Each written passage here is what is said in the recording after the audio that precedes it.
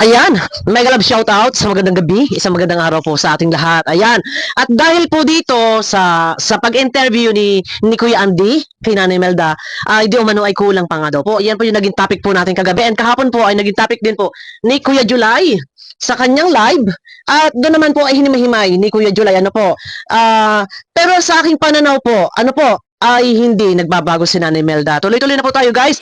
Wala nang paligoy-ligoy. Pakiclick naman po ng thumbs up. Ayan po. Bakit ko nasabi na hindi nagbabago si Nanay Melda na kung ano yung kanya binitawang salita noon ay yun pa rin hanggang sa ngayon. Ayan. Tuloy-tuloy na tayo mawalang galang at ako po ay merong iparirinig. At dito nga po ay kung yung iba ay nakulangan sa pahayag ni Nanay Melda, maaari bang ito ay punan ni Joy Diwata? Maaari po ba magsalita si Joy at makapagbigay ng pahayag, ng paglilinaw kung ano din, malaman din natin kung ano ang kanyang damdamin? Kasi nga sabi nila, syempre kapatid yon. Ano po, kapatid. Pero ilabas po natin, hindi po ang pagkakasala ng isa ay pagkakasala na ng lahat. Iba po yun eh. Managot ang dapat managot. Managot ang nagkasala. Hindi mananagot yung mga hindi nagkasala. Or marapat bang itambak talaga ang sisi sa buong pamilya. Pero dahil nga po, ang iba ay hindi makumbinsi at di umano nga daw po ay kulang. So maaari bang makapagbigay si Joy ng paglilinaw para malaman din po natin, mapagbangga-bangga kung ano kanilang mga damdamin. Pero sabi ko nga po sa inyo, alam naman natin lahat iyan na wala naman problema kay Joy. Wala naman po problema kay Nanay Melda. Nagkataon na talagang dito sa problema sa nangyari kay ate niya, damay ng lahat. Pero sabi nila, kapatid yan, kadugo yan, kaisang damdamin yan. Pero teka po muna, hindi po porket magkakapatid nasa isang big kiss ay magkakaiba, magkakaisang damdamin. Hindi po ba ihalintulad po natin sa isang walis tingting nasa isang big kiss pero may maiksi, may mahaba, may payat, may mataba. Kumbaga sa alam nyo, lagi siya ibig ko sabihin, isang big kiss pero hindi pa rin magkakaisang isip. Alam nyo na yan, hindi natin kailangan na ipaliwanag. So dito, dahil nga nakulangan, ang tanong ko dito ay hahantong tayo doon, ano po, kung nakulangan, kung okay lang, siguro maganda na makuhaan din sana si Joy ng kanyang pahayag. Mawalang galang kay Kuya July, ako po muna ipagpaparinig, gagamit po ako ng iyong video clip. Kuya July, wag mo naman akong i-strike ha. Ayan, eto na. Pakiclick ng thumbs up guys. Siyempre, ang kabuuan video ay maaari nyo pong puntahan sa number 1 reactor sa Kalam. Walang iba, kung hindi, si Kuya July Paunil. Ayan, opo. Kasi yung ganitong nagpapahayag po siya, kung magsisinungaling po siya, balagay magsisinungaling po siya. Kasi yung mga bagay kasi na yun, kung ikaw ay nagsisinungaling, ihahayag din po yung panahon. Totoo. Darating yung tamang panahon talaga. Kung yung pinakikita natin sa ating kapwa ay kaplastikan, pero darating yung panahon na talagang hindi yan may tatago. Pero sabi ko nga, kung ito yung narinig natin kay Nanay Melda at hindi pa sapat, pwede naman po siya yata siguro makausap si Joy na magpuno ng pagkukulang kung ito man ay kulang. Ano po sa palagay ninyo? Pero yung sinabi ni Nanay Melda noon at yung sinabi ngayon ay iyon at iyon pa rin. Hindi po nagbabago. So hindi pa po ba sapat? Ano po yung hinahanap ng iba? Yung umiyak? Kasi sanay sila na si nanay maramdamin. Kumbaga pag ini-interview talagang nandun na, umiyak siya. Sabi nila hindi raw umiiyak. Parang nanibago yung karamihan. Ano po? Tuloy. Sinungalingan natin. Ano po, so nakakompromise dito. May video Hindi yung ganun kadali yan. Yes. Pag bigyan ng patapos. Hindi talaga ganun kadali. Pero hindi na tayo bago din. Yung kanyang binitawang salita noon hanggang sa ngayon wala pagbabago. And wala naman siyang kasalanan. So bakit po ang iba talaga parang diskumpiyado? Wala pagbabago, wala siyang kasalanan, walang problema. Ano bang problema? Baka ang naisip nila dahil ayaw ni Nanay Melda sa Franjoy, dahil nagkaroon nga ng Franjoy na hanggang naka part 4, pero hindi siguro yun ang magiging dahilan dahil nakausap naman na ni Kalinga Prab noon. Ano sa palagay niyo po guys? Yung pagsalang ba sa Franjoy ay yung ba ikinatampo ni Nanay Melda? Di ba hindi siya pumapayag? Tapos nagkaroon ng Franjoy hanggang part 4. Nagtampo po ba kaya doon si Nanay Melda? Pwede po kayo mag-comment. Pero alala lang po tayo sa pagko-comment. Nagtampo si Nanay Melda. Pero teka, bago siguro si Nanay Melda, kung sakali man halimbawa po na si Nanay Melda ay magtatampo, ay hindi po siguro dapat na magtatampo dahil unang-una ay kung umuoo o kung pumayag naman si Joy. Na kay Joy naman po kasi yon. Kung talagang ayaw ni Joy, magsasabi si Joy. Matututong tumanggi si Joy kung talagang ayaw niya, alang-alang kay Nanay Melda. Di ba, ang sabi ni Nanay Melda noon, kung natatandaan ninyo, yun lang yung paraan na magagawa nila na i-vlog si Joy para makaganti sila sa mga kabutihang nagawa ng Kalingap. Natatandaan niyo po yan? Meron po nabanggit si Nanay Melda. Pwede po natin balikan yan sa mga vlog ni Kalingap Ram. Nabanggit po ni Nanay Melda noon na ayun lang ang talagang paraan talaga na sila ay makapagbalik ng higit pang pasasalamat na ma-vlog nila si Joy. Kaya kaila Kalingap Ram, bahala na kayo sa anak ko. Maraming salamat. Tuloy, mahirap po kasi magsalita ng tapos. Teka, tuloy muna tayo. Mahirap yun, mga kabayan. Kaya i-consider po natin. Kung sakali po naman yung panahon, si Nanay Imelda ay magpakita ng talagang hindi maganda, ay doon kayo mag-comment ng hindi maganda. Ayan, parang mabilis yung boses. Oo nga, ano. Ayun, wala naman pinakita hindi maganda. Wala. Nangyari man, yung iba kasi, ito po, ang hindi nagustuhan ng mga viewers, nung pumunta sila Kalingap Ram doon at ipinagpaalam na magkakaroon ng franjoy, hindi pumayag si Nanay Melda. Iyon po ba ay maituturing na hindi magandang pagpapakitang ugali? Yung hindi pagpayag? Ang sabi ay wag muna. Di ba lahat po tayo may karapatan na, di ba sinasabi nga na iba, dapat matuto tayong tumanggi pagka hindi bukal sa ating loob, hindi natin gusto. Karapatan natin iyon. Pero yung pagtanggi po ba ni Nanay Melda noon, nung pinuntahan ni Kalingap Rab, isang uri po ba iyon na pagpapakita ng hindi magandang asal? At doon marami ang nagalit. Wala yon. Ito ano ko lang, ina-analyze ko lang kasi kung pagpapakita na hindi magandang ugali, wala akong nakikita eh. So yun lang yung nakita ko, yung hindi pumayag si Nanay Melda doon. At doon maraming nagalit. Doon nag-umpisa na ba si Nanay Melda noon, no? Tuloy. Wala akong nakikita na mayroong hindi magandang pag-uugali para ating husgahan, ating batikusin, or ating sumbatan, or tayo ay magalit sa kanya. Di ba? Wala akong nakikita. Ang sabi niya noon ay wag muna. So nababalikan lang po natin. Pinagbabangga-bangga lang natin. Ano yung mga ipamalas, ano yung mga na isiwalat, na ibukang bibig, nabigkas para makitaan natin ng isang hindi magandang pag-uugali. Wala akong nakikita. Kung yun lang doon sa pagtanggi, ang sabi, wag muna. Kasi kumbaga fresh pa sa kanya yung parang yung nangyari. Lahat ay marami naman talaga ang talagang nung time na yun talaga sariwang-sariwa pa. Pero ang patungkol sa bagay na iyon, ang nag-uusap na sana doon si Joy na ang kukumbinsi kay mama niya. Si Joy ang kakausap kay mama niya. Kung talagang ayaw pa rin ni mama niya, wala na magagawa. Kasi minsan ang kinausap ni Kalingap Rab, ayaw. So dapat si Joy na ang kumausap kay mama niya. Pero wala akong nakikita po na ipinakitang kasamaang pag-uugali. Wait, tuloy. Pero sa ngayon, nagpapakita naman ho siya ng pagsuporta sa Kalingap. Ano po? At saka ito, hayagang sinasabi nga, pagbigyan natin, no? Ayun. Sa ngayon, nagpapakita naman siya ng kababaang loob. Palagi naman mababa ang loob. Sabihin na natin na nandiyan pa rin sila sa Kalingap. So, ayun nga sabi ni Kuya Julie, pagbigyan natin. Pwede po. Kasi wala po siyang ginawang masama. Ang pagkakasala ng anak ay hindi naman po pwedeng, hindi po ito masasabi o may tuturing natin kasalanan din po ng ina. Lalo pat po, nang ito ay makilala ang pamilya Aquino.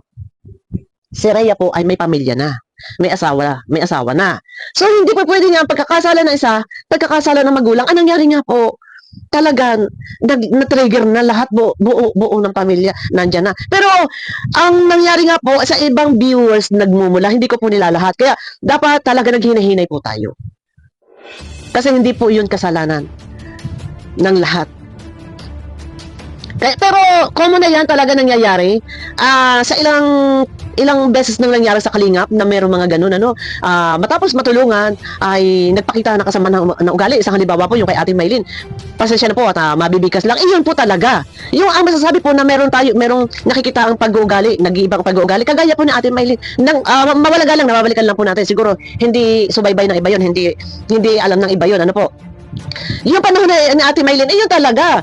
Na talagang pag pumupunta ang Kalingap doon, madadatnan siya na doon sa dulo ng kusina, naghihimay-himay ng pako, ay ang mga Kalingap ay nakapasok na sa loob. Hindi man lang siya tumatayo doon sa loob. Pero yung time na yun pala, may kababalaghan ang nangyayari sa kanyang buhay, na meron na pala siyang minamahal, na ito si Ben.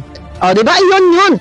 Tapos, iba na, nagsasalita na siya na hindi maganda. Ngayon, napakialaman yung buhay ko. Kasi nga, may umiibig na siya kay Ben. Yun po. Hanggang sa nanindigan siya. Talagang mas pinili niya si Ben hanggang sa tumakas na sila. Tapos yung bahay, lahat yung mga gamit ay pinagtatapot.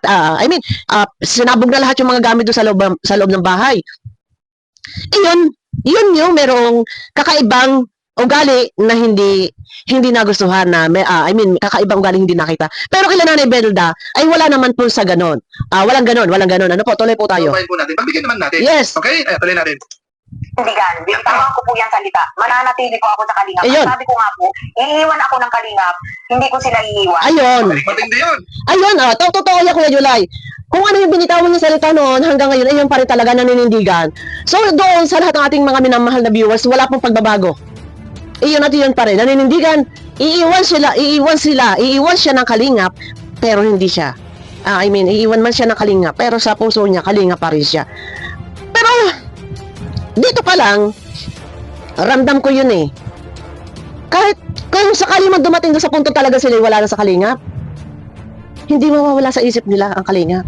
Hindi mawawala sa puso nila ang Kalingap.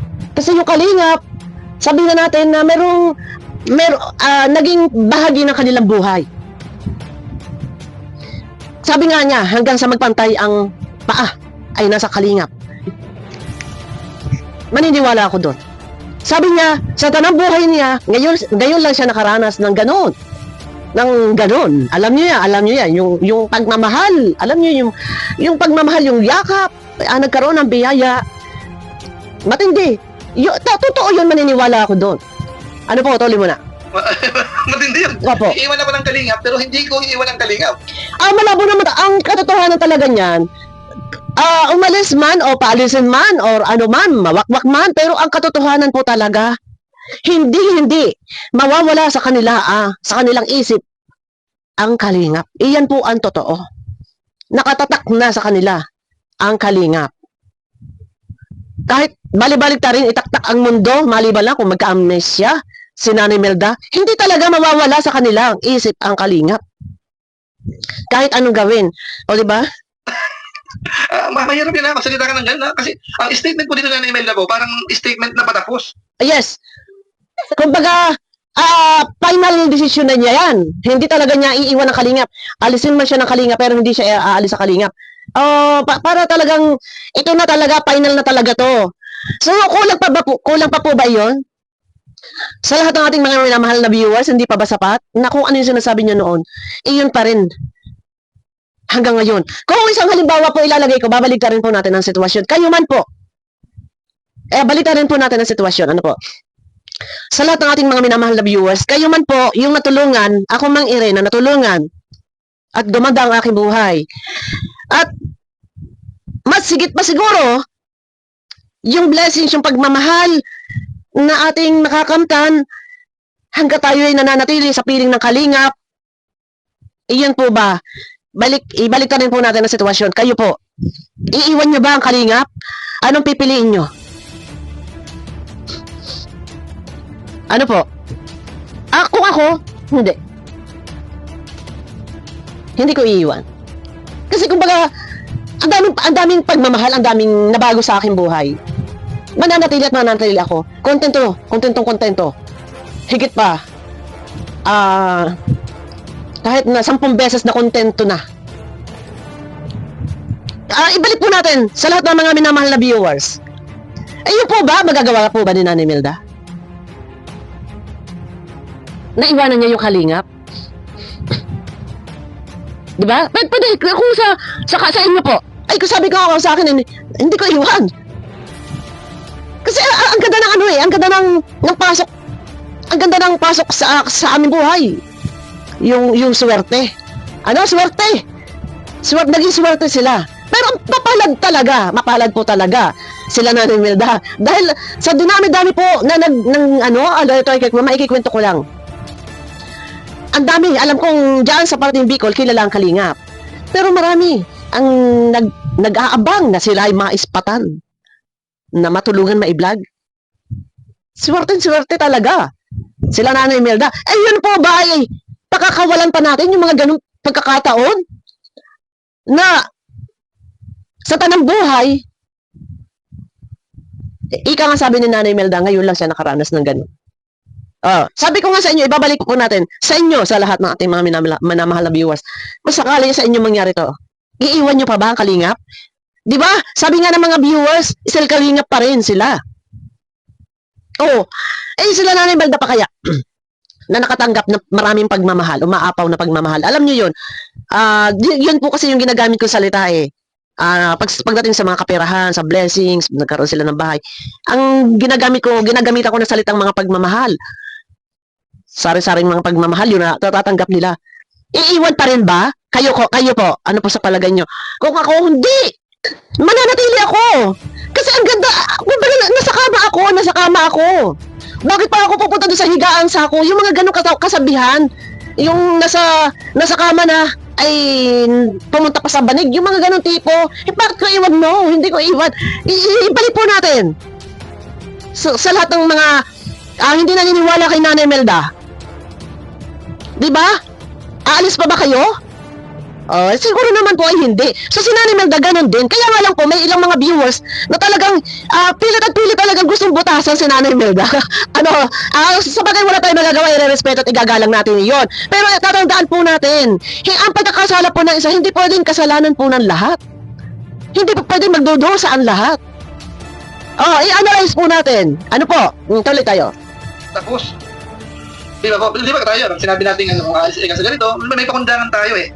Pero dito po, parang ang dating ng email dito, talagang nandoon, 100%. Okay. 100% Yes. ng statement niya. Walang pagbabago, yun at yun pa din naman noon. At saka, talagang binubutasan lang ng iba, hindi naniniwala. Pero, yun na nga kasi medyo komplikado na ang sitwasyon Pero wala naman po kasalanan si Nanay Imelda para magbago. Wala siyang, aywan ko doon sa iba, kung ano pa yung mga tinutwist nila, doon sa ganon, ganyan. Sa bagay kasi, hindi natin kayang i-please talaga yung iba. Iyon yung pananaw nila, iyon yung isip nila po, pero nire-respeto ko yun. Pero darating yung panahon, na kung tuloy-tuloy ang ganito na sinasabi ni Nanay Imelda, darating ang panahon, na siguro muling manunumbalik ang kanilang, tamang kaisipan para sa kung ano yung kanilang dating pananaw, dating tingin kay Nanay Imelda. Ano po? Sa ngayon ay naiintindihan ko rin dahil nga unang-una yung Franjoy na ipinagpapaalam ay hindi nga pumayag si Nanay Imelda. So isang naging butas iyon para yung pagtingin ng mga tao ay nalisan, nabawasan. Dahil doon, iyon lang yung nakikita ko. Ano po? Tuloy mo na. Tuloy natin. Kung mga kabayan, po kami. kita niyo po ang pahayag ni Nanay Imelda. Ngayon ay anong gusto mong ipabot sa mga nagsasabi na ikaw ay nawakwak na. Ayan, At ako ay nawakwak na rin. Sabihin mo sa kanila, anong gusto mong ipabot sa kanila? Hindi po, wag po kayo maniwala. Hindi po totoo yan. Yun. Yan. Sa mga nagsasabi po, hindi po. Nasa kalinga po ako. Ayun! Po, hindi po kami aalis. Lalo na po si Joy. Nag-uusap po kami ni Joy. Ayun. Nag-uusap po kami talagang mag-ina. Ako nga po, ayan po, kung mapapanood po ng anak ko, sabi ko nga po sa kanya, kumusta? Nag-update ka man anak ka na Kuya Rab mo. Sabi Ayun. ko po, ma. Diba? Kaya hindi po kami aalis ng kalingap. Yun. Ayun, napakaganda. Mga kababayan, Kahit ano pong mangyari. malinaw po lahat. Abot po Ayan, so, mag-uusap ka ng comment doon kasi nakita. Napakaganda din talaga ng pahayag. Yun nga lang talaga. Hindi ayaw paniwala ng iba. Pero dito may sinasabi na nag-uusap sila ni Joy. Hindi sila aalis ng kalinga. For what nga? Alam mo yung nasa kama ka na. Nang dahil lang sa isang pagkakasala na hindi naman nila kasalanan yun, ay nadamay na. Pero, naiintindihan ko yung damdamin ng iba. Ayun. Pero, dito ramdam ko naman, kasi hindi naman nagbabago. Pero kung talaga subaybay nyo po noon, natatandaan nyo po nung na-prank, hindi Frank.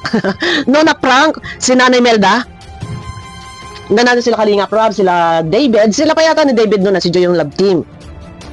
Na ang sabi ay ayaw na ni Joy magpa-vlog. Iyak na iyak si Nanay Melda doon sa kwarto. Ang sabi niya, no, nung time na yon, pwede na natin balikan yun, hindi siya aalis sa Kalingap. Hanggang sa magpantay ang mga paa. Tuloy tayo, konti pa. Maraming comment eh. So, kung kaling itong mapapanood ni Kalinga Prab ito, Ayan. kumbaga mild na gamot na to eh.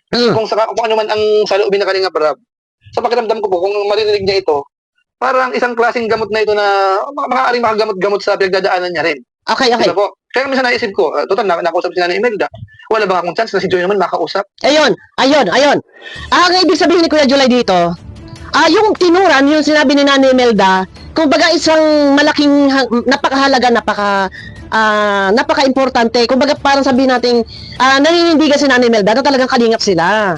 So, ibig sabihin ay naibsa na yung mga pangamba, kung ano man yung mga hinala, haka-haka, naibsa na. So, makakatulong ito kay Kalinga Prab na, kumbaga sabihin natin 100% na si Nanay Melda ay pure kalingap ang kanyang damdamin. So, yun ang ibig sabihin ni Kuya July, na wala na tayo dapat isipin pa mga agam-agam na si Nanay Melda ay magpapawakwak or mawawakwak or aalis ng kalingap. So, ayun ang ibig sabihin ni Kuya July. Kaya kung ito'y mapapanood daw, kung yun daw ay mapapanood ni ni Kalinga Prab ito, baka maiibsan yung pangamba o yung mga pag-aalala ni Kalinga Prab. Ayan. So, sabi nga ni Kuya July, maaari bang si Joy ay makausap din? Wait lang, balikan muna natin. Kumbaga kung another gamot, wala bang... Wait. Diba po? Kaya minsan naisip ko, Wait, ito. nakausap si Nanay Imelda, wala bang akong chance na si Joy naman makausap? Ayun. Kumbaga kung another gamot, wala bang chance?